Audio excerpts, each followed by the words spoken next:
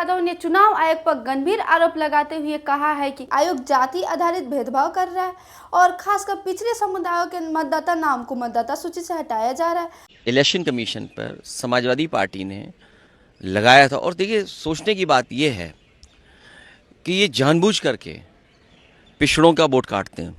उन्होंने बताया कि मौर्य, पल, भावेल और राठौर जैसे कई पिछड़े समुदायों के वोटरों के नाम जानबूझकर विधानसभा मतदाता सूचियों से हटाए जा रहे हैं, जिससे उनकी वोटिंग संख्या कम हो रही है और इसका फायदा भाजपा को हो रहा है। अखिलेश ने दावा किया कि उनकी पार्टी ने उन विधानसभा क्षेत्रों की पहचान की है जहां वे बहुत कम अंतर से चुनाव हार गए और वहां मतदाता नाम कटौती से निर्णायक भूमिका निभाई, जिसमें भिन्न समाज, मौर्य समाज, पाल समाज, बघेल, राठौर।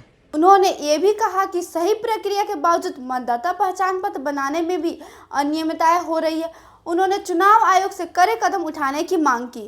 कम से कम एक जिम्मेदार जिला अधिकारी को निलंबित किया जाना चाहिए ताकि वोट कटौती की घटनाएं रोकी जा सके। इसके अलावा उन्होंने चुनाव आयोग पर आरोप लगाया कि भाजपा की सत्ता में आने के बाद एक भी अधिकारी को ऐसी लापरवाही या शिकायतों के बावजूद दंडित नहीं किया गया है। अखिलेश यादव ने यह भी कहा कि बूथ स्तर के अधिकारियों और चुनाव अधिकारियों की नियुक्ति जाति के आधार पर की जा रही है ताकि भाजपा को फायदा पहुंचाया जा सके। उन्होंने चुनाव आयोग से मांग की कि नियुक्ति में जातिगत भेदभाव बंद किया जाए। उन्होंने पिछड़े वर्ग के मतदाताओं को यह संदेश दिया कि उनकी वोटिंग को जानबूझकर कटौती किया जा रहा है और इस पर सतर्क रहने की जरूरत है। ये सारे आरोप उन्होंने संसद परिसर में पत्रकारों से बातचीत में दस्तावेज और आंकड़े दिखाकर साबित किए हैं।